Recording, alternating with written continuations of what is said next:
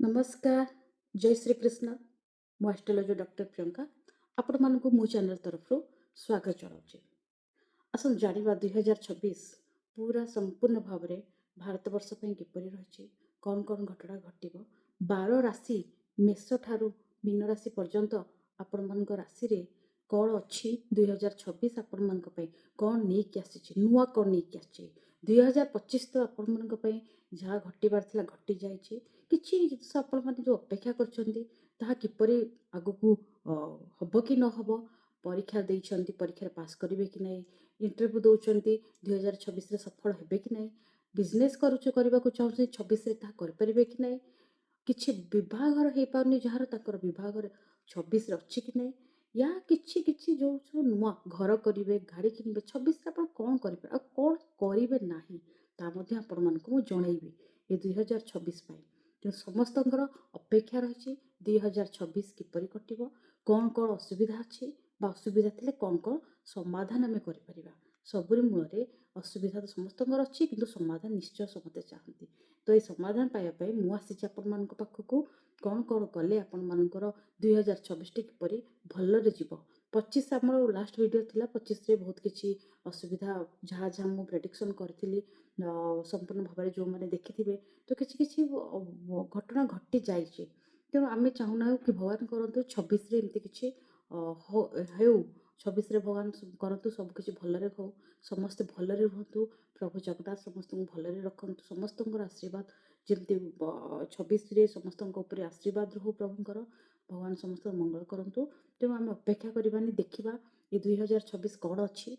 2025 ଥିଲା 9 ନମ୍ବର 2025, 9 ନମ୍ବରକୁ ଇଣ୍ଡିକେଟ୍ କରୁଥିଲା।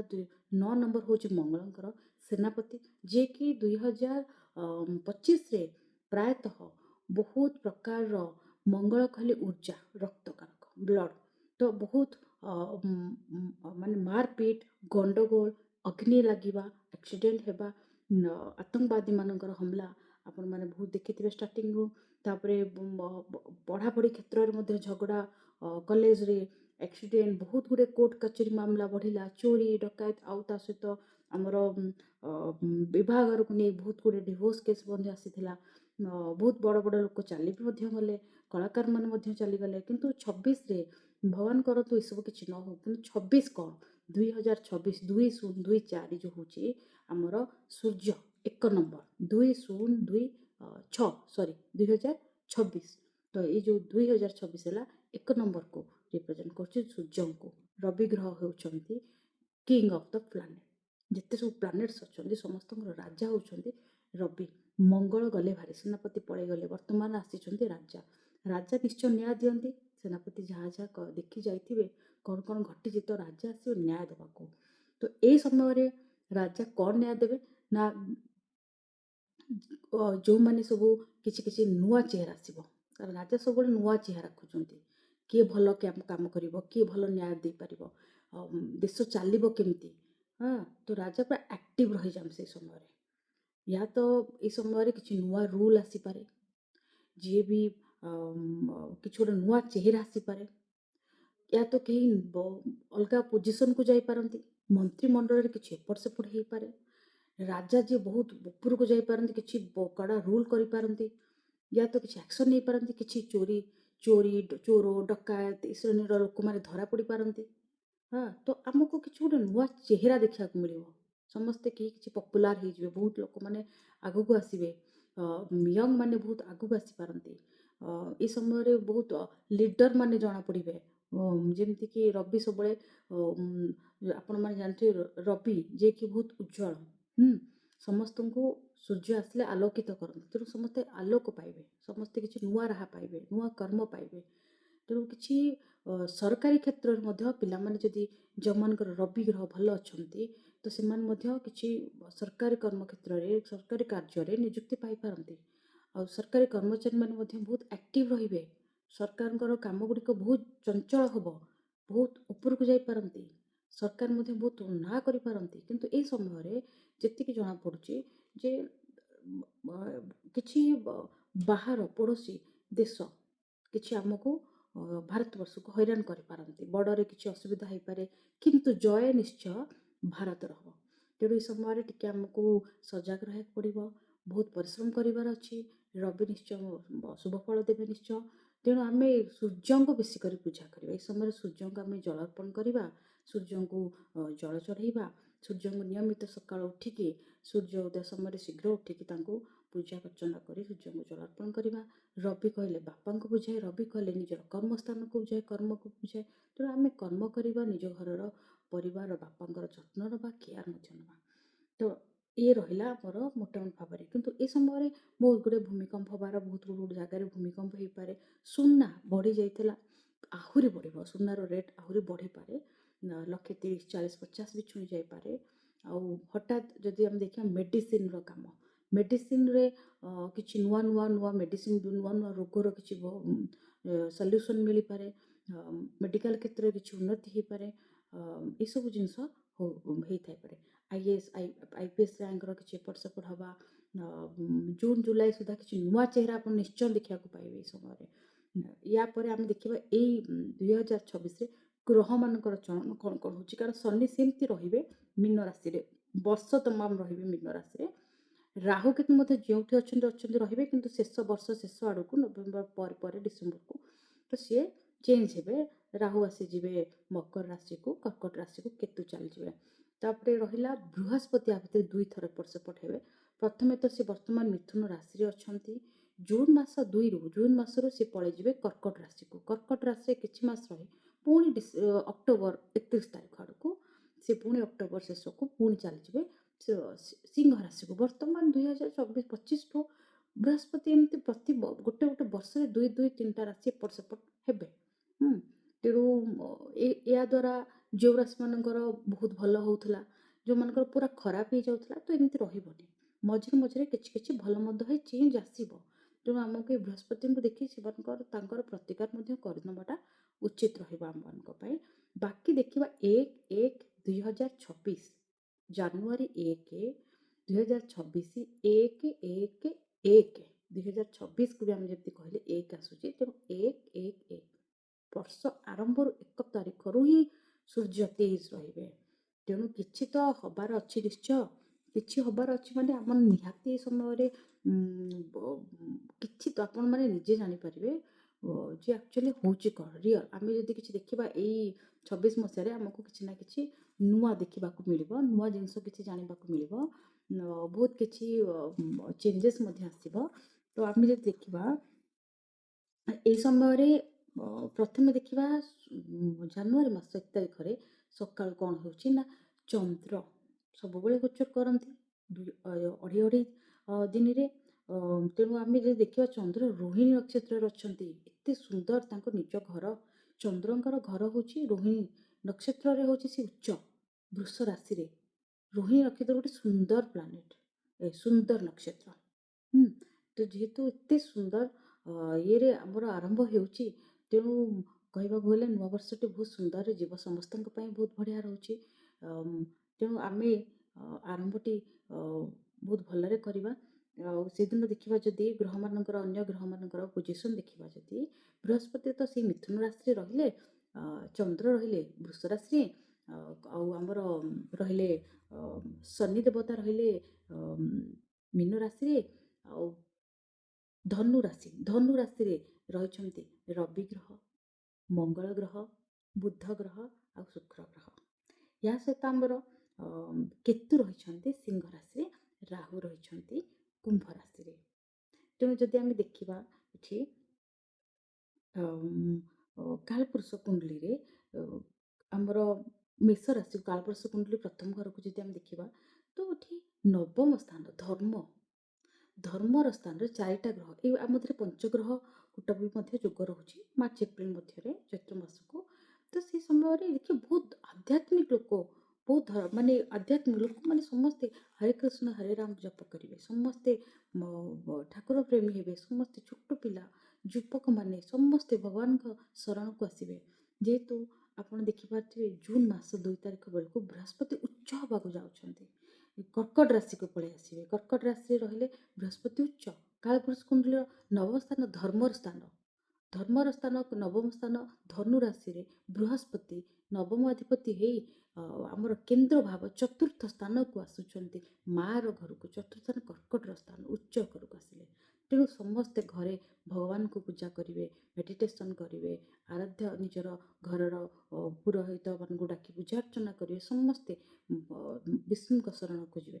ତେଣୁ ଆମେ ଯଦି ଦେଖିବା ପ୍ରଥମେ ଇଏ ତ ରହିଲା 2026 2026ରେ କ'ଣ ଘଟଣା ଘଟିବାକୁ ଯିବ। ଏଇ ସମୟରେ ଯଦି ଦେଖିବା ଆମେ ଆମକୁ ବେଶୀ କରିକି ଯେହେତୁ ରବିଙ୍କର ଦିନ ଆମେ ଯେତେ ସୂର୍ଯ୍ୟଙ୍କ ଆରାଧନା କରିବା। ନମ୍ବର 1 ଯେଉଁମାନଙ୍କର ରହୁଛି, ଯେଉଁମାନଙ୍କର ରବି ଭଲ ରହୁଛନ୍ତି, ସେମାନେ ରୁବି ରତ୍ନ ଧାରଣ କରନ୍ତୁ। ରୁବି ରତ୍ନ ତାଙ୍କ ପାଇଁ ବହୁତ ବଢ଼ିଆ ରେଜଲ୍ଟ ଦେବ ଏଇ ସମୟରେ। ତ ଏଇ ସମୟରେ ସରକାରୀ କାର୍ଯ୍ୟ ଗୁଡ଼ିକ କରନ୍ତୁ। ସରକାରୀ କାର୍ଯ୍ୟ ଯେଉଁମାନଙ୍କର ହେଉନାହିଁ, ଯେଉଁମାନେ ଚାହୁଁଛନ୍ତି ସେମାନେ କରନ୍ତୁ। ପିଲାମାନେ ପଢ଼ାପଢ଼ି କରୁଛନ୍ତି ଦିଅନ୍ତୁ। 2026 ସମସ୍ତଙ୍କର ଏମିତି ଭଲରେ ଯାଉ, ଭଲରେ କଟୁ। ଆଉ ଏତିକି ରହିଲା। ଆମେ ୟା ପରେ ଏବେ ଦେଖିବା 2026 ମେଷରୁ ମୀନ ରାଶି କିପରି କଟିବ।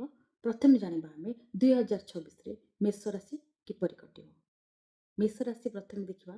ମେଷ ରାଶିଙ୍କର ଯଦି ଦେଖିବା 12 ରାଶିର ପ୍ରଥମ ରାଶି ହେଉଛନ୍ତି ମେଷ ରାଶି। ମେଷ ରାଶିର ଚନ୍ଦ୍ର ନୂଆବର୍ଷ ଠାରୁ ଦ୍ୱିତୀୟ ଭାବରେ ରହୁଛନ୍ତି, ତୃତୀୟ ସ୍ଥାନରେ ରହୁଛନ୍ତି। ମିଥୁନ ରାଶିରେ ବୃହସ୍ପତି, ତା ସହିତ ଆମର ରହିଲା କେତୁ ରହୁଛନ୍ତି ଆମର ପଞ୍ଚମ ସ୍ଥାନରେ। ନବମ ସ୍ଥାନରେ ରବି, ମଙ୍ଗଳ, ବୁଧ, ଶୁକ୍ର ରହୁଛନ୍ତି। ରାହୁ ରହୁଛନ୍ତି ତାଙ୍କର କୁମ୍ଭ ରାଶିରେ ବା ଏକାଦଶ ସ୍ଥାନରେ, ଆଉ ଶନି ରହୁଛନ୍ତି ଦ୍ୱାଦଶ ଭାବରେ। ଆମେ ଯଦି ଦେଖିବା ଏଠି ମେଷ ରାଶିମାନଙ୍କର 7.7 2025ରୁ ଆରମ୍ଭ ହେଇଯାଇଛି ମାର୍ଚ୍ଚ ମାସ ଠାରୁ। ତେଣୁ ତାଙ୍କର ଶନି ଯେହେତୁ 12 ଘରେ ରହୁଛନ୍ତି, ଖର୍ଚ୍ଚର ଘରେ, ହସ୍ପିଟାଲର ଖର୍ଚ୍ଚ, ମେଡ଼ିସିନର ଖର୍ଚ୍ଚ କିଛି ବଢ଼ିପାରେ। ପାଦରେ ବେଶୀ କରି ଆଘାତ ଲାଗିବ। ପ୍ରାୟତଃ ଆପଣମାନଙ୍କର ମେଷ ରାଶିରେ ପାଦରେ ଆଘାତ ଲାଗୁଥିବ, ଦରଜ ରହୁଥିବ, ଗୋଡ଼ ଦରଜ ରହୁଥିବ, ବିନ୍ଧା ରହୁଥିବ, ପେନ୍ ରହୁଥିବ। ଏସବୁ ଟିକେ ପ୍ରୋବ୍ଲେମ୍ ରହିବ। ଯାହା ହେଲେ ବି ଆପଣଙ୍କର 2-2.5 ବର୍ଷ ରହିବ। ୟା ସହିତ ଆପଣଙ୍କର ଖର୍ଚ୍ଚ ବାର୍ଚ୍ଚର କର୍ମାଧିପତି ଶନି, କର୍ମର ଅଧିପତି, ଆପଣଙ୍କର ଇନକମ୍ ସୋର୍ସର ଅଧିପତି, ଯିଏକି ଦ୍ୱାଦଶରେ ରହିଛନ୍ତି। ଯେତିକି ଆୟ କରିବେ ସେତିକି ଖର୍ଚ୍ଚ ମଧ୍ୟ ଆପଣଙ୍କର ହେଇଯାଇପାରେ। କର୍ମ କ୍ଷେତ୍ରରେ ଆପଣଙ୍କୁ ବାର ବାର ବାହାରକୁ ଯିବାକୁ ପଡ଼େ। ଯେଉଁମାନେ କାମ କରୁଛନ୍ତି ବିଦେଶ ବାର ବାର ଯିବା ଆସିବା କରିବାକୁ ପଡ଼ିପାରେ। ୟା ତ କିଛି ଆପଣଙ୍କର ଟ୍ରାନ୍ସଫର୍ର ଯୋଗ ରହୁଛି। ଆପଣ କର୍ମସ୍ଥଳୀ ପରିବର୍ତ୍ତନ କରିପାରନ୍ତି, କାମ ଆପଣଙ୍କର ଚେଞ୍ଜ ହେଇପାରେ। ଶନି ଆପଣଙ୍କର ଦ୍ୱାଦଶରେ ରହିକି ଆପଣଙ୍କର ଯଦି ଦେଖିବା ଦୃଷ୍ଟି ଦେଉଛନ୍ତି 6 ଘରକୁ, ଦ୍ୱିତୀୟ ଭାବକୁ, ୟା ସହିତ ଆପଣଙ୍କର ନବମ ସ୍ଥାନକୁ। ତେଣୁ ଆପଣଙ୍କର ଶନି ଆପଣଙ୍କର କୁଟୁମ୍ବ ୟା ତ ଆପଣଙ୍କର ବନ୍ଧୁବାନ୍ଧବ, ସାଙ୍ଗସାଥିରେ ଟିକେ ବେଶୀ ଇମୋସନାଲ୍ ରହିବେ ସେମାନଙ୍କ ସହିତ। ୟା ସହିତ ଆପଣଙ୍କର ଷଷ୍ଠରେ ଷଷ୍ଠ ଘରକୁ ଶତ୍ରୁ କ୍ଷୟ ହେବେ। ଆପଣଙ୍କର ଶତ୍ରୁ ବିନାଶ ହେବେ। ଲୋନ୍, କରଜ ଏସବୁ ଜିନିଷ ଟିକେ ବଢ଼ିପାରେ। ଆଉ ଆପଣ ବହୁତ ତୀର୍ଥଯାତ୍ରା ଭ୍ରମଣ ମଧ୍ୟ କରିପାରନ୍ତି। 25ରେ ତ କରୁଛନ୍ତି, 26 ବହୁତ ଭଲ ଭାବରେ କରିବେ। ୟା ସହିତ ଆପଣଙ୍କର ରହୁଛି କ'ଣ ନା ବୃହସ୍ପତି ଆପଣଙ୍କର ଧର୍ମର ଅଧିପତି ତୃତୀୟ ସ୍ଥାନରେ ରହୁଛନ୍ତି। ତୀର୍ଥ ଭ୍ରମଣ କରିବା ସହିତ ଜୁନ୍ ମାସ ପରଠୁ ଆପଣ କ'ଣ କରିବେ, ମା ସହିତ ବହୁତ ବୁଲାବୁଲି କରିବେ। ମାର ଅତି ନିକଟ ହେବେ, ମାଙ୍କଠୁ ସୁବିଧା ପାଇବେ, ମାଙ୍କଠୁ କିଛି ପ୍ରପର୍ଟି ପାଇପାରନ୍ତି, କିଛି ଲାଭବାନ ହେଇପାରନ୍ତି। ଘରଟିଏ ନିଶ୍ଚୟ କରିବେ। ଏ ସମୟରେ ଯଦି କେହି ଭାବୁଛନ୍ତି ଆପଣ ଘର କରିବା ପାଇଁ, ଘରଟେ କରିନିଅନ୍ତୁ, ଗାଡ଼ି କିଣି ନିଅନ୍ତୁ। ବହୁତ ବଢ଼ିଆ ସମୟ ଅଛି ଆପଣଙ୍କ ପାଇଁ। ବୃହସ୍ପତି ଭଲ ସପୋର୍ଟ କରିବେ, ଉଚ୍ଚରେ ରହିବେ। ୟା ସହିତ ଆପଣଙ୍କର ଟିକେ ପରିଶ୍ରମ ବଢ଼ିବ, ଟିକେ ବହୁତ ଚିନ୍ତା ରହିବ। ବର୍ଷ ଆରମ୍ଭରୁ ଜୁନ୍ ପରେ ପରେ ଆପଣଙ୍କର ଯେତେବେଳେ ପଳେଇ ଆସିବ ଅକ୍ଟୋବର 31 ପରଠୁ ବୃହସ୍ପତି ଠିକ୍ ଆପଣଙ୍କର କ'ଣ ହେଇଯିବ ନା ଆପଣଙ୍କର ପଞ୍ଚମ ବୃହସ୍ପତି ହେଇଯିବ। ତ ପଞ୍ଚମ ବୃହସ୍ପତି ପିଲାମାନଙ୍କ ପାଇଁ, ପଢ଼ାପଢ଼ି ପାଇଁ, କ୍ୟାରିୟର କ୍ଷେତ୍ରରେ ଆପଣମାନେ ବଢ଼ିଆ ଆପଣମାନେ ଆଗକୁ ବଢ଼ିବେ। ଆଉ ରହିଲା ଆପଣଙ୍କର ବାହାଘର ପାଇଁ 26 ଶେଷ ଆଡ଼କୁ ମେଷ ରାଶି ଯେଉଁମାନଙ୍କର ବାହାଘର ହେଇପାରୁନି, 26 ଶେଷ ଆଡ଼କୁ ଆପଣଙ୍କର ବାହାଘର ବି ସ୍ଥିର ହେଇଯିବ। ଠିକ୍ ଅଛି। ତ ଆପଣଙ୍କର ସେଇ 26 ଶେଷ ଆଡ଼କୁ କିଛି ବାହାଘର ସ୍ଥିର ହେଇଯାଇପାରେ ଏଇ ନଭେମ୍ବର ଡିସେମ୍ବର ଆଡ଼କୁ। ତା ସହିତ ରହିଲା ଆମେ ଯଦି ଦେଖିବା ଆମର କର୍ମକ୍ଷେତ୍ରରେ, ଆପଣମାନଙ୍କ କର୍ମକ୍ଷେତ୍ରରେ ଷ୍ଟାର୍ଟିଂରୁ ଆରମ୍ଭରୁ ଏଇ ଯେଉଁ ରହିଲା ଜାନୁଆରୀ ଫେବୃଆରୀ ମାର୍ଚ୍ଚ 3 ମାସ ଭିତରେ ନା ଆପଣଙ୍କର ଯେଉଁ କର୍ମର ଚେଞ୍ଜେସ୍ ଆସେ କିଛି ଭଲ ରକମରେ ହେଇପାରେ। ଆପଣ ବହୁତ ନାଁ କମେଇ ପାରନ୍ତି, ଆପଣଙ୍କର ନାଁ ବଢ଼ିପାରେ, ଆପଣ କର୍ମକ୍ଷେତ୍ରରେ ବହୁତ ଆକ୍ଟିଭ୍ ରହିବେ, କାମ ବହୁତ କରିବେ, ସମସ୍ତେ ଆପଣଙ୍କ ଉପରେ ଡିପେଣ୍ଡ କରିପାରନ୍ତି ମେଷ ରାଶିରେ। ତ ମେଷ ରାଶି ଆପଣଙ୍କୁ ଏଇ ସମୟରେ ବହୁତ କିଛି ଧନ ମିଳିବାର ଯୋଗ ରହୁଛି, କର୍ମ ବହୁତ ରହିବ, ପରିଶ୍ରମ ବହୁତ ବଢ଼ିବ। ଆପଣ ଏଇ ସମୟରେ ବାପାଙ୍କର ମାଆଙ୍କର ସପୋର୍ଟ ମଧ୍ୟ ପାଇପାରିବେ। କିନ୍ତୁ ଶରୀରକୁ ଟିକେ ଯତ୍ନ ନିଅନ୍ତୁ, ଖର୍ଚ୍ଚ ଟିକେ କମ୍ କରନ୍ତୁ, କେଉଁ ଜାଗାରେ ଖର୍ଚ୍ଚ କରିବା କଥା କେଉଁ ଜାଗାରେ ଖର୍ଚ୍ଚ କରିବା କଥା ନୁହଁ ତାକୁ ଟିକେ ଦେଖି କରନ୍ତୁ। ଆଉ ଯଦି ଦେଖିବା ମହିଳାମାନଙ୍କ କ୍ଷେତ୍ରରେ ବୃହସ୍ପତିଙ୍କର ଯେହେତୁ ଦୃଷ୍ଟି ରହୁଛି ସପ୍ତମ ତୃତୀୟ ଭାବରେ ରହିକି ବର୍ତ୍ତମାନ ସେ ସପ୍ତମ ସ୍ଥାନକୁ ଦେଖୁଛନ୍ତି, ତ ଆପଣଙ୍କର ମ୍ୟାରେଜ୍ ଲାଇଫ୍ରେ ବହୁତ ଭଲ ରହିବ। ମେଷ ରାଶିରେ ପାର୍ଟନରଙ୍କର କିଛି ଉନ୍ନତି ହେଇଯିବ, ଯଦି ହେବାର ଅଛି ତ ଜୁନ୍ ଭିତରେ ହେବ। ଜୁନ୍ ପରେ ଟିକେ ଅସୁବିଧା ହେଇପାରେ, ମୁସ୍କିଲ ହେଇଯାଇପାରେ, କିନ୍ତୁ ଜୁନ୍ ଭିତରେ ଆପଣଙ୍କର ପାର୍ଟନର ଯିଏ ଅଛନ୍ତି ତାଙ୍କର ଉନ୍ନତି ନିଶ୍ଚୟ ହେବ। ତା ସହିତ ଦେଖିବା ଯଦି ଆପଣଙ୍କର ଆଉ କ'ଣ ହେଉଛି ନା ଟୁର୍ କରିପାରନ୍ତି, ଦୂରଯାତ୍ରା ଭ୍ରମଣ ମଧ୍ୟ କରିବେ, ଇନକମ୍ ମଧ୍ୟ ଆପଣଙ୍କର ଭଲ ରହିବ। 5 ଜାଗାରେ ଆପଣ 10 ବୋଲି ଭାବିଥିଲେ କିଛି ହେଉନଥିଲା, କିନ୍ତୁ ଏଇ ସମୟରେ ଆପଣଙ୍କର ନିଶ୍ଚୟ ହେଇଯିବ, ଇନକମ୍ ଭଲ କରିପାରିବେ। କିନ୍ତୁ ଶନିଙ୍କର ଆପଣଙ୍କର ଏ ସମୟରେ ଶନିଙ୍କ ପୂଜା କରିବା ଜରୁରୀ। ଶନି ଆପଣଙ୍କ ପାଇଁ ଟିକେ 7.5 ଚାଲିଛି, ସବୁଦିନ ପଳାନ୍ତୁ ଶନିଙ୍କ ମନ୍ଦିର, ଶନିବାର ଦିନ ଯାଇକି ସନ୍ଧ୍ୟା ସମୟରେ ଗୋଟେ ରାଶି ତେଲ ଦୀପଟେ ଲୁହା କଣ୍ଟା ଟିକେ ଥୋଇ ଦେଇକି ପୂଜା କରିଦେଇ ଆସନ୍ତୁ। ଏହା ସହିତ ଆଉ କ'ଣ କରିପାରିବେ ନା ଶନିଙ୍କ ଚାଳିଶା ଟିକେ ପଢ଼ନ୍ତୁ, ପ୍ରତ୍ୟେକ ଦିନ ଶନି ଚାଳିଶା ପଢ଼ନ୍ତୁ, ବହୁତ ଭଲ ଆପଣଙ୍କ ପାଇଁ। ଏହା ସହିତ ଆପଣ ଯଦି ଦେଖିବେ ଏ ସମୟରେ ପାରୁଛନ୍ତି ଯଦି ଉସ୍ତ ଗଛରେ ପ୍ରତ୍ୟେକ ଦିନ ଜଳ ଅର୍ପଣ କରନ୍ତୁ, ଶନିଙ୍କ ମନ୍ତ୍ର ଜପ କରନ୍ତୁ, ଓಂ ପ୍ରାಂ ପ୍ରିଂ ପ୍ରୋଂ ସହସ୍ର ନିଶ୍ଚରାୟ ନମଃ। ତ ଏଇ ମନ୍ତ୍ରକୁ ଆପଣ ଜପ କରିବେ ଶନିବାର ଦିନ। ଯେତେ ସବୁ ଗରିବ ଲୋକ ଅଛନ୍ତି, କାମ କରିବା ଲୋକ ଅଛନ୍ତି, ଯିଏ ଯାହାର ଜରୁରୀ ଥାଏ ତାକୁ ହିଁ ଦାନ କରନ୍ତୁ, ତାକୁ ଡାକିକି ଖାଇବାକୁ ଦିଅନ୍ତୁ। କଳା ସୋରିଷ, ଚୋପା ବିରି, ସୋରିଷ ରାଶି, କଳା ରାଶି, ତେଲ, ସୋରିଷ ତେଲ ଆପଣ ଦେଇପାରିବେ। ସେମାନଙ୍କୁ ଶନିବାର ଦିନ ଦାନ ଧର୍ମ କରନ୍ତୁ, କିଛି କଳା ବସ୍ତ୍ର ଦାନ କରନ୍ତୁ, ଶନିଙ୍କ ପାଖରେ ଯାଇ ପୂଜା ଅର୍ଚ୍ଚନା କରନ୍ତୁ। ଏ ସମୟ ଆପଣଙ୍କ ପାଇଁ ଦେଖିବାକୁ ଗଲେ ଆପଣଙ୍କ ପାଇଁ ମୋଟାମୋଟି ଭାବରେ 70-80% ଭଲ ରହୁଛି। କାରଣ ବର୍ଷ ତମାମ କହିଲି କିଛି କିଛି ଫେଜ୍ 3-4 ମାସରେ କିଛି କିଛି ଚେଞ୍ଜେସ୍ ଆସୁଛି, କେତେବେଳେ ଭଲ ଆସୁଛି କେତେବେଳେ ମନ୍ଦ ଆସୁଛି, ତେଣୁ ଆପଣ ଦେଖି ଚାହିଁକି କାମ କରିବେ। ଆଉ ଯେଉଁ ଲେଡ଼ିଜ୍ ମାନେ ବିଜନେସ୍ କରିବାକୁ ଚାହୁଁଛନ୍ତି ନା, ଆପଣ ଏସବୁ ବିଜନେସ୍ କରିନିଅନ୍ତୁ, କିଛି ଚିନ୍ତା ନ କରିକି କିଛି ବିଜନେସ୍ କରିବାକୁ ଷ୍ଟାର୍ଟ କରିବାକୁ ଚାହୁଁଛନ୍ତି, ବିଜନେସ୍ କରିବା ଷ୍ଟାର୍ଟ ଆରମ୍ଭ କରିଦିଅନ୍ତୁ। ହଁ, ଯେଉଁମାନେ ବୁକ୍ସ ବେଶୀ କରିକି ଏଜୁକେସନ୍ ଫିଲ୍ଡରେ ଅଛନ୍ତି, ପିଲାମାନଙ୍କ ଜିନିଷକୁ ନେଇକି ବିଜନେସ୍ କରୁଛନ୍ତି, ବୁକ୍ସ ଖାତା ପେନ୍ ଏସବୁ ତାଙ୍କ ପାଇଁ ବହୁତ ଭଲ ରହିବ। ଯେଉଁମାନେ ମିଠା ଦୋକାନ ମିଷ୍ଟାନ୍ନ ଭଣ୍ଡାର ଦେଇଛନ୍ତି, ୟା ତ କିଛି କେକ୍ସର ବେକରୀର କେକ୍ସର ଆଇଟମ୍ ତାଙ୍କ ପାଇଁ ବହୁତ ଭଲ ରହୁଛି ଏ ସମୟ, ବହୁତ ବଢ଼ିଆ ରହିବ ବିଜନେସ୍ କରିବା ପାଇଁ। ଆଉ ମହିଳାମାନଙ୍କ ପାଇଁ ଶରୀର ଟିକେ ଅସୁସ୍ଥ ରହିବ, ଚିନ୍ତା ରହିବ ନିଜର ଫ୍ୟାମିଲି ପାଇଁ। ହଁ, ଅଯଥା ସେମାନଙ୍କର ଝଗଡ଼ା ବି ଟିକେ ହେଇପାରେ, କିଛି କଥା ନଥିବ ଅଯଥା ଝଗଡ଼ା ହେବ। ତେଣୁ ଆପଣଙ୍କୁ ଯେଉଁ ଉପାୟଟା ମୁଁ ଦେଲି ସମସ୍ତେ ସେ ଉପାୟଟି କରିପାରିବେ। ଏଇ ଜିନିଷକୁ ଦେଖିକି ଆପଣ ଉପାୟ କରନ୍ତୁ, ବହୁତ ବଢ଼ିଆ ରହିବ ମେଷ ରାଶି ପାଇଁ। ଏବେ ଦେଖିବା ଆମେ 12 ରାଶିର ଦ୍ୱିତୀୟ ରାଶି ବୃଷ ରାଶି। ବୃଷ ରାଶି ଆପଣଙ୍କର 2026 କିପରି କଟିବ ଆମେ ଜାଣିବା। ବୃଷ ରାଶି ଆପଣଙ୍କର ଆରମ୍ଭରୁ ଆପଣଙ୍କ ରାଶିକୁ ଚନ୍ଦ୍ର ଗୋଚର କରୁଛନ୍ତି, ବହୁତ ବଢ଼ିଆ ଦିନ 2026 ଆରମ୍ଭରୁ ଆପଣଙ୍କ ପାଇଁ ବହୁତ ବଢ଼ିଆ ରହିଛି। 25 ଆପଣମାନଙ୍କର ଭଲ ହିଁ କଟିଥିଲା, କିଛି କିଛି ବୃଷ ରାଶି ଲୋକମାନଙ୍କ ବହୁତ କିଛି ପାଇଛନ୍ତି ବି ମଧ୍ୟ। ଆପଣମାନେ ଆଉ କିଛି ଯୋଜନା ବନାଉଛନ୍ତି, କିଛି ଆଗକୁ କ'ଣ କ'ଣ କରିବେ ବୋଲି ଭାବି ରଖିଛନ୍ତି। ତେଣୁ ବୃଷ ରାଶି ଗୋଟେ ରାଶି ଯିଏକି ବହୁତ ଚୁଲବୁଲ ରାଶି, ମାନେ ସେମାନଙ୍କର ମନ ସବୁବେଳେ ଯେହେତୁ ରୋହିଣୀ ନକ୍ଷତ୍ର, ବୃଷ ରାଶି ହେଉଛି ଶ୍ରୀକୃଷ୍ଣ ଭଗବାନଙ୍କର, ତେଣୁ ସେମାନେ ଯେତେ ହେଲେ ବି ତାଙ୍କର ପିଲାଳିଆମି ଯାଏନି, ସେମାନଙ୍କର ଛୋଟ ପିଲା ଭଳିଆ ଦେଖାଯାଆନ୍ତି, ଛୋଟ ପିଲାମାନଙ୍କ ସହ ମିଶିଯିବା, ବ୍ୟବହାର ତାଙ୍କର ସେଇଭଳିଆ ରହେ। କିନ୍ତୁ ସେମାନେ ବହୁତ ଇମୋସନାଲ୍ ହେଇଥାନ୍ତି, ତାଙ୍କ ମନକୁ ସମସ୍ତେ ଡାଇଭର୍ଟ କରିଦିଅନ୍ତି ବହୁତ ଜଲ୍ଦି, ସେମାନେ ଅନ୍ୟମାନଙ୍କୁ ଜଲ୍ଦି ଜଲ୍ଦି ବିଶ୍ୱାସ କରିନିଅନ୍ତି। ହଁ, ଆଉ ବହୁତ ଜଲ୍ଦି ଜଲ୍ଦି ଚିନ୍ତା କରିନିଅନ୍ତି, କ'ଣ କରିବି ବିଚଳିତ ହେଇଯାଆନ୍ତି ବହୁତ ଜଲ୍ଦି ଜଲ୍ଦି। ହଁ, କିନ୍ତୁ ସେମାନେ ବହୁତ ମାନେ କ'ଣ ଅଲରାଉଣ୍ଡର ରୁହନ୍ତି, ସେମାନେ ବହୁତ ଜଲ୍ଦି ଜଲ୍ଦି କ୍ୟାପଚର୍ କରିନିଅନ୍ତି, କ୍ୟାପଚର୍ କରିବା ସ୍ମରଣ ଶକ୍ତି ବହୁତ ଭଲ ଥାଏ। ତେଣୁ ବୃଷ ରାଶିମାନଙ୍କର ଯଦି କୁହାଯାଏ ବହୁତ ଇଣ୍ଟେଲିଜେଣ୍ଟ ମଧ୍ୟ ରୁହନ୍ତି, ମାଆକୁ ବହୁତ ଭଲ ପାଆନ୍ତି, ସ୍ନେହ କରନ୍ତି, ସବୁବେଳେ ମାଆ ପଛେ ପଛେ ରହନ୍ତି। ଆଉ ସେମାନେ ମିଠା ଜିନିଷ ଖାଇବାକୁ ବହୁତ ପ୍ରିୟ, କ୍ଷୀର ତିଆରି ଜିନିଷ ଖାଇବାକୁ ପ୍ରିୟ, କ୍ଷୀରରେ ତିଆରି ଜିନିଷ ଖାଇବାକୁ ପ୍ରିୟ। ସମସ୍ତଙ୍କ ସାଙ୍ଗରେ ବହୁତ ମିଶିବାକୁ ଭଲ ପାଆନ୍ତି, ଫ୍ରେଣ୍ଡଲି ନେଚର, ବହୁତ ଗପିବାକୁ ମଧ୍ୟ ଭଲ ପାଆନ୍ତି। ତେଣୁ ଏଇ ବୃଷ ରାଶିର ସ୍ୱଭାବ ଏଇଭଳିଆ ରହିଲା।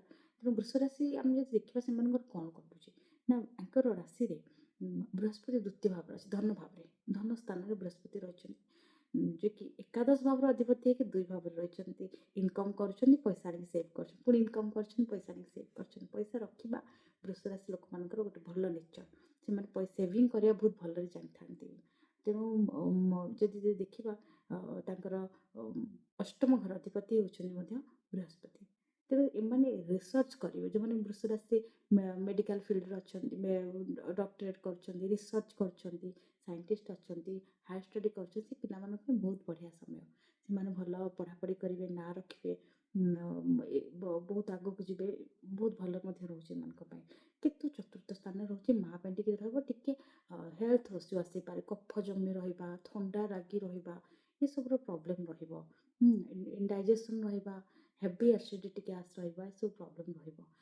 ଶନି ଏକାଦଶ ଭାବରେ ରହୁଛନ୍ତି, ଆପଣଙ୍କର ଏକାଦଶ ଶନି, ଆପଣ ଯଦି ଦେଖିବେ ଶନି ଏକାଦଶରେ ବହୁତ ବଢ଼ିଆ ରେଜଲ୍ଟ ଦିଅନ୍ତି। ଆପଣ ବଢ଼ିଆ ଇନକମ୍ କରିବେ। ଶନି ଏକାଦଶ ଘରେ ରହିକି ଆପଣଙ୍କର ସନ୍ତାନ ସ୍ଥାନକୁ ମଧ୍ୟ ଦେଖୁଛନ୍ତି, ସନ୍ତାନକୁ ଟିକେ ଜଗିବେ। ଆପଣ ବୃଷ ରାଶି ମନେ ଅଛନ୍ତି, ତାଙ୍କ ଛୁଆମାନଙ୍କ ପ୍ରତି ବିଶେଷ ଧ୍ୟାନ ଦେବା ଉଚିତ। ଆପଣଙ୍କର ପଞ୍ଚମ ସ୍ଥାନରେ ଯେଉଁ ଶନି ରହୁଛନ୍ତି, ଶନି ଆପଣଙ୍କର ପଢ଼ାପଢ଼ି ଉପରେ ବେଶୀ ପରିଶ୍ରମ କରାଇବେ।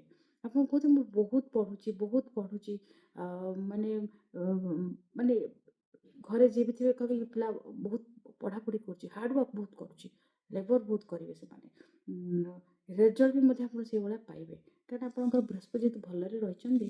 ତ ଷ୍ଟାର୍ଟିଂରୁ ଯେଉଁ ପିଲାମାନେ କିଛି ଅଲଗା ଏକ୍ଜାମ୍ ଦେବାକୁ ଚାହୁଁଛନ୍ତି, କିଛି ପଢ଼ାପଢ଼ି କରିକି ଭଲ ଗଭର୍ଣ୍ଣମେଣ୍ଟରେ, ତ ସେମାନେ ପ୍ରିପେୟାର ହେଇକି ଆପଣ ପାଇଯିବେ। ଏଇ ସମୟରେ ପାଇଯିବେ ମାନେ ଆପଣ ଏ ଜୁନ୍ ଭିତରେ ହିଁ ଫୋକସ୍ କରନ୍ତୁ ପଢ଼ାପଢ଼ି କରିକି କିଛି ଧନ ଉପାର୍ଜନ କରିବା ପାଇଁ। ଏମାନେ କିଛି ନା କିଛି କରିକି, ଯେଉଁମାନେ ବେକାରୀ ଅଛନ୍ତି, ଘରେ ବସିଛନ୍ତି, କିଛି କରିପାରୁନାହାନ୍ତି, କିଛି ପ୍ଲାନ୍ କରିପାରୁନାହାନ୍ତି, ସେମାନେ ଏ ସମୟରେ ପାଇଯିବେ କିଛି ଗୋଟେ ନିହାତି କରିକି ତାଙ୍କର ଏଇ ସମୟରେ ଇନକମ୍ କରିବାର କିଛି ମାଧ୍ୟମ ମଧ୍ୟ ବାଟ ପାଇଯିବେ। ତ ଏଇ ସମୟରେ ଯଦି ଆମେ ଦେଖିବା ରାହୁ ଏବଂ ଦଶମ ସ୍ଥାନରେ, ରାହୁ ଜିସକା ଦଶ ମେ ଦୁନିଆ ଉସକେ ବସ ମେ, ଏସବୁ ଜିନିଷ ଆମେ ଆଗରୁ ଜାଣିଛେ। ତ ରାହୁ ଦଶମ ସ୍ଥାନରେ ଅଛି ମାନେ ଆପଣଙ୍କର କର୍ମ ସ୍ଥାନରେ ଆପଣ ମାଷ୍ଟର ମାଇଣ୍ଡ ଭଳିଆ କର୍ମ କ୍ଷେତ୍ରରେ କାମ କରିବେ। ବହୁତ ଜଲ୍ଦି ଏତେ ଶୀଘ୍ର ସ୍ମାର୍ଟଲି ୱାର୍କ କରିବେ। ଜଲ୍ଦି ଯେଉଁମାନେ 10-15 ଜଣ ଲୋକଙ୍କ ମଧ୍ୟରେ ମୁଣ୍ଡରେ ଯେତିକି ଆସିବନି, ଆପଣ ଜଲ୍ଦି କିଛି ଆଇଡ଼ିଆ କ୍ରିଏଟ୍ କରିଦେବେ। ଦଶମ ସ୍ଥାନର ରାହୁ ଯେଉଁମାନଙ୍କର ଥାଏ ନା, ଏଇ ସମୟରେ ଯେଉଁମାନେ ସେୟାର ମାର୍କେଟିଂରେ ବିଜନେସ୍ କରିବା, ସେ ପଇସା ଲଗାଇବାକୁ ଚାହୁଁଛନ୍ତି, ପଇସା ଇନଭେଷ୍ଟ କରିବାକୁ ଚାହୁଁଛନ୍ତି, ଲଗାନ୍ତୁ। ଆପଣମାନଙ୍କ ପାଇଁ ବହୁତ ବଢ଼ିଆ ସମୟ ଅଛି। ଦଶମ ସ୍ଥାନରେ ଆପଣଙ୍କୁ ବହୁତ ଜଲ୍ଦି ପଇସା ମଧ୍ୟ ଜଲ୍ଦି 5 ଜାଗାରେ 10 ପାଇବେ। ୟା ତ କିଛି ଗୋଟେ କେଉଁଠି ପଇସା ଇଏ କଲେ ଆପଣଙ୍କ ଏ ସମୟରେ କାମ ପାଇଁ କିଛି ନୋ ଟେନସନ୍, କାମ ପାଇଁ ଟେନସନ୍ କରିବା ଉଚିତ ହିଁ ନୁହଁ। ତେଣୁ ଆପଣ ଅଷ୍ଟମ ସ୍ଥାନରେ ମଧ୍ୟ ସେଟଅପ୍ ପ୍ଲାନ୍ରେ ରହୁଛନ୍ତି, ରିସର୍ଚ୍ଚ କରିପାରିବେ, ଆପଣ ରିସର୍ଚ୍ଚ ଫିଲ୍ଡରେ ଭଲ ରହିବେ। ଏଇ ସମୟରେ ଯଦି ଆମେ ଦେଖିବା ନା, ଆପଣଙ୍କର ଶତ୍ରୁ ଜୟ କରିବେ। ଶତ୍ରୁ ବହୁତ ଲାଗି ରହିବେ, କିନ୍ତୁ ଆପଣ ଶତ୍ରୁ ଜୟ କରିବେ। କେଉଁଠି ନା କେଉଁଠି ଆପଣ ଏଇ ସମୟରେ ବେଶୀ କରିକି ବିଜନେସ୍ କରିବାକୁ ଚାହୁଁଛନ୍ତି, ବିଜନେସ୍ରେ ମଧ୍ୟ ଭଲ କରିବେ, କ୍ୟାରିୟରରେ ମଧ୍ୟ ଭଲ କରିବେ। ତ ଆପଣଙ୍କର ଖରାପ ଅଛି କ'ଣ ତାହେଲେ? କେବଳ ଟିକେ ହେଲ୍ଥର ଯତ୍ନ ଆପଣଙ୍କୁ ନେବାକୁ ପଡ଼ିବ। ଏହା ସହିତ ଆପଣଙ୍କର ଆଉ କ'ଣ ଜିନିଷ ଆମେ ଯଦି ଦେଖିବା, ପିଲାମାନଙ୍କର ଗୃହିଣୀମାନଙ୍କ ପାଇଁ ଆମେ ଦେଖିଦେବା, ସେମାନେ ଟିକେ ବ୍ୟସ୍ତ ହେଉଥିବେ। ଗୃହିଣୀମାନଙ୍କ ପାଇଁ କ'ଣ, ଗୃହିଣୀମାନଙ୍କ ପାଇଁ ବେଶୀ କରିକିନା ଏ ସମୟରେ ଆଣ୍ଠୁ ବହୁତ ଦରଜ ରହିବ, କେତେବେଳେ ଅଣ୍ଟା ଦରଜ ରହିବ, ଏମାନଙ୍କର ଟିକେ ଇଏ ରହିବ। ତାପରେ ଆପଣମାନେ ବହୁତ ପରେଶାନ ରହିବେ, କାହିଁକିନା ଆପଣଙ୍କର ଏ ସମୟରେ ବହୁତ ଘରକୁ ବହୁତ ଗେଷ୍ଟ ଆସିବାର କମିବନି, କୁଣିଆ ମୈତ୍ର ଆପଣଙ୍କ ଘରେ ଭର୍ତ୍ତି ରହିବେ ଆପଣଙ୍କର ଏ ସମୟରେ। ତ ଆପଣଙ୍କ ପାଇଁ ଯଦି ଦେଖିବା ଏ ସମୟଟା ମୋଟାମୋଟି ଭାବରେ 90% ଭଲ ରହୁଛି। କିନ୍ତୁ ଆପଣଙ୍କର ଯେଉଁ ବୃହସ୍ପତି ନା, ଆପଣଙ୍କର ଏଇ ଜୁନ୍ 2 ତାରିଖରୁ ଆପଣଙ୍କର ବୃହସ୍ପତି ତୃତୀୟ ଭାବକୁ ପଳେଇ ଆସିବେ। ତୃତୀୟ ଭାବକୁ ଯେତେବେଳେ ବୃହସ୍ପତି ପଳେଇ ଆସିଯିବେ, ଆପଣଙ୍କର ଏ ସମୟରେ ଟିକେ ସାନ ଭାଇ ଭଉଣୀ ପାଇଁ ଟିକେ ଚିନ୍ତା ରହିଯିବ। ଯଦି ଆପଣଙ୍କର କିଛି ସାନ ଭାଇ ଅଛି, ଭଉଣୀ ଅଛି, ତାଙ୍କ ପାଇଁ ଟିକେ ଚିନ୍ତା ରହିଯିବ। ଆପଣ ଟିକେ ଛୋଟ ଟ୍ରାଭେଲ୍ କରିପାରନ୍ତି, ଏପଟ ସେପଟ ହେଇପାରେ, ସେମାନଙ୍କ ପାଇଁ କିଛି ସାନ ଭାଇ ଭଉଣୀମାନଙ୍କ ପାଇଁ କିଛି ଚିନ୍ତା ରହିପାରେ, ତାଙ୍କ ପାଇଁ କିଛି କରିପାରନ୍ତି। ୟା ତ କିଛି ଗୋଟେ ହେଡ଼େକ୍ ଆସିବ, ତ ତାଙ୍କ ସାଙ୍ଗରେ କିଛି ମତଭେଦ ବି ମଧ୍ୟ ଝଗଡ଼ା ହେଇପାରେ। ଏହା ସହିତ ଆପଣଙ୍କର କ'ଣ ରହୁଛି ନା, ଯଦି ଦେଖିବା ପୁଣି ଏଗେନ୍ ଆପଣଙ୍କର ଯଦି ଦେଖିବା ଚତୁର୍ଥ ଭାବ ଅକ୍ଟୋବର ପରେ ମାନେ ବୃହସ୍ପତି 4 ଘରକୁ ପଳେଇ ଆସିବେ, ଆପଣଙ୍କର ହେଲ୍ଥର କିଛି ଇସ୍ୟୁ ଆସିବେ। ଖାଇବା ପିଇବାକୁ ଆପଣ ଧ୍ୟାନରେ ଖାଆନ୍ତୁ। 26 ଶେଷ ଆଡ଼କୁ ଟିକେ ଦେହ ଖରାପ ହେଇପାରେ, ଏଇଟା ଗୋଟେ ଯତ୍ନ ନିଅନ୍ତୁ। ତ ଏମିତି ଦେଖିବାକୁ ଗଲେ ଆମର ବୃଷ ରାଶି ପାଇଁ ଏଇ ବର୍ଷଟା ଭଲ ରହିଛି। କିଛି ନୂଆ କରିବାର ଅଛି। ଯୋଉଠି ଅଛନ୍ତି ଆପଣ ସେଇଠି ହିଁ ରୁହନ୍ତୁ। ଯୋଉଠି ଅଛନ୍ତି ସେଇଠି ରୁହନ୍ତୁ। ତ ଆପଣଙ୍କର ସେଇ ଯୋଉ କର୍ମସ୍ଥଳରେ ଅଛନ୍ତି ଚେଞ୍ଜ ହେବାକୁ ଚେଷ୍ଟା କରନ୍ତୁ। ଚେଞ୍ଜ ହେଲା ମାନେ ଆପଣ ଅସୁବିଧାରେ ପଡ଼ିପାରନ୍ତି।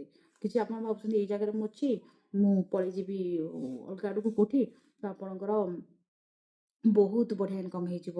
ଭଲ ଜାଗାକୁ ପଳେଇବି, ଏଠି ମୋ ପାଇଁ କିଛି ହେଇପାରୁନାହିଁ। ସେଇ ଜିନିଷ ଚିନ୍ତା କରନ୍ତୁନି ହେଲା। ତ ଆପଣ ଏଇ ଯୋଉଠି ଅଛନ୍ତି ସେଇଠି ରୁହନ୍ତୁ। ଆରାମରେ ବଢ଼ିଆ ରହିବେ, ବଢ଼ିଆ ଇନକମ୍ କରିବେ। ଭଲ ଆପଣଙ୍କ ପାଇଁ ରହିବ। ପ୍ରମୋସନ୍ ମଧ୍ୟ ରହିବ ସେଇଠି। ତ ଆପଣମାନଙ୍କ ପାଇଁ ଏଠି ଭଲ ରେଜଲ୍ଟ ଆପଣ ଭଲ ପାଇବେ, ନିଶ୍ଚୟ ପାଇବେ। ତେଣୁ ଏବେ ଦେଖିବା, ତ ବୃଷ ରାଶି ସରିଗଲା। ବୃଷ ରାଶି ପରେ ଆମେ ଦେଖିବା ଯଦି ଏ ସମୟରେ ଆମର ମିଥୁନ ରାଶି ପାଇଁ। ମିଥୁନ ରାଶି ପାଇଁ ଆପଣଙ୍କର ଏଇ ସମୟରେ କ'ଣ ରହୁଛି? ମିଥୁନ ରାଶି ଦେଖିବା। ମିଥୁନ ରାଶି ଆପଣଙ୍କର କ'ଣ ରହୁଛି ନା, ମିଥୁନ ରାଶି ଏଇ ସମୟରେ 2026 ମିଥୁନ ରାଶିର ଲଗ୍ନ ମିଥୁନ ରାଶି ବା ମିଥୁନ ଲଗ୍ନ ବି ମଧ୍ୟ ଆମେ କହିପାରିବା। ତ ମିଥୁନ ରାଶିରେ ବୃହସ୍ପତି ରହୁଛନ୍ତି ଆପଣଙ୍କର ନିଜ ରାଶିରେ ରହିବେ ଜୁନ୍ 1 ପର୍ଯ୍ୟନ୍ତ। ଜୁନ୍ଠୁ ସେ ଆରମ୍ଭ ହେଇଯିବେ ଦ୍ୱିତୀୟ ବୃହସ୍ପତି। ତେଣୁ ଆପଣଙ୍କର ମିଥୁନ ବହୁତ ଖର୍ଚ୍ଚ ହେଇଛି 2025ରେ। ଆପଣ କୋଉଠି ପଇସା ଲଗେଇଛନ୍ତି, ୟାକୁ ତାକୁ, ୟା ତ ଖର୍ଚ୍ଚ ବାର୍ଚ୍ଚ ହେଇଛି, କୋଉଠି ପଇସା ଅଛି ବାକି ରଖ ପାଇପାରିନାହାନ୍ତି, ଅପେକ୍ଷା କରିଛନ୍ତି। କର୍ମସ୍ଥାନରେ ଆପଣମାନେ ଚିନ୍ତା କରିଛନ୍ତି ଯେ କେମିତି ମୁଁ ଆଗକୁ ଯିବି, ପ୍ରମୋସନ୍ କେମିତି ପାଇବି, ମୋ କ୍ୟାରିୟରରେ କିଛି ବଢ଼ିପାରୁନି, ମୋର କିଛି ହେଇପାରୁନି। ବହୁତ ପ୍ରକାର ଚିନ୍ତା ଆପଣ ମୁଣ୍ଡରେ ରଖିଛନ୍ତି। ତ ମିଥୁନ ରାଶି ପାଇଁ ବର୍ତ୍ତମାନ ଗୋଟେ ଭଲ ସୁଯୋଗ ଆସିବ ଜୁନ୍ ମାସ ଠାରୁ। କିନ୍ତୁ ଆପଣମାନଙ୍କୁ ଟିକେ ପବନ ବାଜି ସାରିବଣି, କିଛି ମାନେ ଭଲ ହେବାର କିଛି ବାସ୍ନା ମଧ୍ୟ ଆସିବଣି ଯେ ହଁ ମୋର କିଛି ଭଲ ହେବାର ଅଛି। ନିଶ୍ଚୟ ଭଲ ହେବ। ଜୁନ୍ ମାସରୁ ଭଲ ହେବ। ଶନି ଆପଣଙ୍କର ଯେଉଁ ଜାତିକା କର୍ମସ୍ଥାନରେ ଅଛନ୍ତି, ତ କର୍ମସ୍ଥାନରେ ଯେହେତୁ ଶନି ଅଛନ୍ତି ସବୁ କାମ ଡେରି ହେବ। ଶନି କ'ଣ କରନ୍ତି ନା ବହୁତ ଧୀରେ ଚାଲନ୍ତି, ସ୍ଲୋ ଚାଲନ୍ତି। ତ କିନ୍ତୁ ସେଇଥିପାଇଁ ଆପଣଙ୍କର ଯୋଉଠି ରହିଲେ ଟିକେ ଧୀରେ କାମ ସେଠି ହେବା, କାମ ଧୀରେ ହେଉଛି, ବିଜନେସ୍ ଧୀରେ ହେଉଛି, ଏତେ ପଇସା ଆସୁନି। ତେଣୁ ଆପଣଙ୍କର କର୍ମ ସ୍ଥାନରେ ଆପଣଙ୍କର ଆଗକୁ ଯିବେ। କର୍ମ ଆପଣଙ୍କର ବହୁତ ଭଲ ରହିବ। ଆପଣଙ୍କର ଜୁନ୍ ମାସଠାରୁ କିଛି ଚେଞ୍ଜେସ୍ ଆସୁଛି, କ୍ୟାରିୟରରେ ଗ୍ରୋଥ୍ ଆସୁଛି, ବିଜନେସ୍ ଭଲ ଚାଲିବ ମିଥୁନ ରାଶିର। ତେଣୁ ଭଲ ରହିବ। ତୃତୀୟ ସ୍ଥାନରେ କେତୁ ଅଛନ୍ତି। କେତୁ ଆପଣଙ୍କର ଏଠି କିଛି ଲଙ୍ଗସର ପ୍ରୋବ୍ଲେମ୍, ଯେଉଁମାନେ କହିଦେଉଛି ବେଶୀ କରି ସ୍ମୋକ୍ କରୁଛନ୍ତି, ଆଲକୋହଲିକ୍ ଅଛନ୍ତି, ସେମାନଙ୍କୁ ସାବଧାନ। ସେମାନେ ଯଦି ବେଶୀ କରି ସ୍ମୋକିଂ କରନ୍ତି, ଆଉ କିଛି ଆପଣଙ୍କର ଲଙ୍ଗସର କିଛି ଇନଫେକ୍ସନ୍ ହେଇପାରେ, ହେଲ୍ଥ ଖରାପ ହେଇପାରେ। ଆପଣଙ୍କର ଏଠି ସପ୍ତମ ସ୍ଥାନରେ 4ଟା ପ୍ଲାନେଟ୍ ରହୁଛନ୍ତି ବର୍ଷ ଆରମ୍ଭରୁ ରହିବେ ମାସେ 2 ମାସ। ତେଣୁ ଆପଣଙ୍କ ଟିକେ ଏଇ ସମୟରେ ଟିକେ ପରିବାରରେ ଟିକେ ଅଶାନ୍ତି ହେଇପାରେ। ଆପଣଙ୍କର ହଜବେଣ୍ଡ ୱାଇଫ୍ରେ ଟିକେ କିଛି ପ୍ରୋବ୍ଲେମ୍ ହେଇପାରେ, ଝଗଡ଼ା ହେଇପାରେ। କିନ୍ତୁ ଆପଣଙ୍କର ପାର୍ଟନର ଉନ୍ନତି ହେବ ନିଶ୍ଚୟ। କାହିଁକିନା ବୃହସ୍ପତି ଆସିବେ 2 ଘରକୁ, ଉଚ୍ଚରେ ରହିଯିବେ। ତ ପାର୍ଟନର ନିଶ୍ଚୟ ଉନ୍ନତି ହେବ। ଆପଣମାନଙ୍କର ଏଇ ସମୟରେ ଅର୍ଥ ଲାଭ ରହୁଛି। ବିଜନେସ୍ ୱାର୍କ କରୁଛନ୍ତି, ବହୁତ ଭଲ ଇନକମ୍ କରିବେ। ୟା ସହିତ ଶନି ଆପଣଙ୍କର ଚତୁର୍ଥ ସ୍ଥାନରେ ରହୁଛନ୍ତି। ମା ପାଇଁ ଟିକେ ଅସୁବିଧା ରହିବ। ମାଆଙ୍କର ହେଲ୍ଥ ଇସ୍ୟୁ ରହିପାରେ, ମାଆଙ୍କ ପାଇଁ ଚିନ୍ତା ରହିପାରେ, ହସ୍ପିଟାଲରେ ଖର୍ଚ୍ଚ ହେଇପାରେ। ଗାଡ଼ି ମଟର ବହୁତ ଖରାପ ରହିବ ଏଇ ସମୟରେ। ଗାଡ଼ି ମଟରର କିଛି ମାନେ ପାର୍ଟସ୍ ଖରାପ ହେଇପାରେ, ବହୁତ ହଇରାଣ କରିବ ଗାଡ଼ି ଆପଣଙ୍କୁ। ତ ଏସବୁ ଜିନିଷ ମଧ୍ୟ ଆପଣଙ୍କର ହେଇପାରେ। ଆଉ କ'ଣ ରହୁଛି ନା, ଏ ସମୟରେ ବୃହସ୍ପତି ଯେହେତୁ ଆପଣଙ୍କର ଲଗ୍ନରେ ରହିଛନ୍ତି କିଛି ମାସ, ଜୁନ୍ ମାସ ପର୍ଯ୍ୟନ୍ତ, ତ ଆପଣଙ୍କ ବୃହସ୍ପତିଙ୍କ ଦୃଷ୍ଟି ପଞ୍ଚମ ସ୍ଥାନକୁ ରହୁଛି। ତ ପଞ୍ଚମ ସ୍ଥାନରେ ଯଦି ବୃହସ୍ପତିଙ୍କ ଦୃଷ୍ଟି ରହୁଛି, ତ ପଞ୍ଚମ ସ୍ଥାନରେ ଦୃଷ୍ଟି ରହିବାରେ ସେ ଆମକୁ କ'ଣ କରିବ ନା, ପଞ୍ଚମ ସ୍ଥାନ ବୃହସ୍ପତି ଆମକୁ ଏଠି ସନ୍ତାନର ଉନ୍ନତି କରିବ। ଯେଉଁମାନଙ୍କର ଅପେକ୍ଷା କରିଛନ୍ତି, ବେବି ପ୍ଲାନ୍ କରିଛନ୍ତି ବେବି ହେବା ପାଇଁ, ତ ସେମାନଙ୍କର ଏଇ ସମୟରେ ବେବି ପାଇଁ ବହୁତ ବଢ଼ିଆ ସମୟ ରହିଛି। ଆପଣ ଏଇ ସମୟରେ ନୂଆ ସନ୍ତାନ ବାପା ମା' ହେଇପାରନ୍ତି, ସନ୍ତାନ ସୁଖ ପାଇପାରନ୍ତି। ପଢ଼ାପଢ଼ି କରିବା ପାଇଁ ଯେଉଁ ପିଲାମାନେ ଚାହୁଁଛନ୍ତି ବାହାରକୁ ଯିବାକୁ, ସେମାନେ ବାହାରକୁ ଯାଇପାରିବେ। ୟା ସହିତ ଆପଣଙ୍କର କ'ଣ ରହୁଛି ନା, ଆପଣଙ୍କର ବିଦେଶ ଯାତ୍ରା ଯୋଗ ରହୁଛି। କର୍ମକ୍ଷେତ୍ରରେ ଯଦି କେଉଁଠି ବାହାରକୁ ଯିବାକୁ ଚାହୁଁଛନ୍ତି, ବାହାରକୁ ମଧ୍ୟ ଯାଇପାରିବେ। ଆଉ କ'ଣ ରହିଲା ଆପଣଙ୍କର ଏଇ ସମୟରେ? ଆଉ ଯଦି ଆମେ ଦେଖିବା, ଆପଣଙ୍କର ୱାଇଫ୍ର ଉନ୍ନତି ହେବ। ବାହାଘର, ଯେଉଁମାନଙ୍କର ବାହାଘର ହେଇପାରୁନଥିଲା ମିଥୁନ ରାଶି, ସେଇ ସମୟରେ ବାହାଘର ସୁଯୋଗ ଅଛି। ଆପଣଙ୍କ ପାଇଁ କିଛି ଖୋଜାଖୋଜି ଚାଲିଛି, ହେଇପାରୁନି, ତ ଆପଣ ଏ ସମୟରେ ବିବାହର ଆପଣଙ୍କର ହେଇଯାଇପାରେ। ଆଉ ଆପଣଙ୍କର ରାହୁ ନବମରେ ରହୁଛି। ଟିକେ ଠାକୁର ବାକୁର ପୂଜା କରନ୍ତୁ, ଟିକେ ମନ୍ଦିର ଟିକେ ତ ପଳାନ୍ତୁ, ଘରେ ଟିକେ ପୂଜା କରନ୍ତୁ, ଠାକୁରଙ୍କୁ ମାନନ୍ତୁ। ଏସବୁ ଯେଉଁମାନେ କରିବେ ମିଥୁନ ରାଶି, ଯେ କରୁନାହାନ୍ତି ସେମାନେ କରନ୍ତୁ। ଯେ କରୁଛି ତ କରୁଛି, ଯେ ନ କରୁଛି ସେମାନେ ଟିକେ ମାନନ୍ତୁ, ଆଧ୍ୟାତ୍ମିକ ରୁହନ୍ତୁ। ଭଗବାନଙ୍କ ଶରଣକୁ ଗଲେ ଆପଣଙ୍କ ନିଶ୍ଚୟ ଭଲ ହେବ। ଆପଣ ନିଜେ ଭଲରେ ରହିବେ, ଆପଣଙ୍କ ପରିବାର ମଧ୍ୟ ଭଲ ରହିବ। ଆପଣ କାହା ପାଇଁ ଚିନ୍ତା କରନ୍ତୁ, ନିଜେ ତ ଭଲ ରହିପାରିବେ, ନିଜେ ମଧ୍ୟ ଖୁସିରେ ରହିବେ। ତେଣୁ ଭଗବାନଙ୍କ ପାଇଁ ଇଏ କରନ୍ତୁ। ଏଇ ମିଥୁନ ରାଶି ପାଇଁ ଆମେ କ'ଣ ଉପାୟ କରିପାରିବା? ଯଦି ଆପଣଙ୍କର ଖରାପ ରହୁଛି ମିଥୁନ ରାଶି ପାଇଁ, ଆପଣ ବିଶେଷ କରି ଏଇ ସମୟରେ ଆରମ୍ଭରୁ କ'ଣ କରିବେ ନା, ରାତି ଶୋଇବା ପୂର୍ବରୁ କୁକୁରକୁ ଖାଇବାକୁ ଦିଅନ୍ତୁ।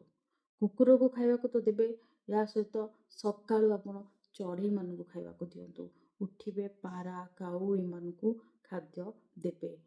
ଆଉ ଆପଣ ଜୁନ୍ ମାସ ପରଠାରୁ ସକାଳୁ ଉଠି ହଳଦୀ ପାଣି ସ୍ନାନ କରିବେ।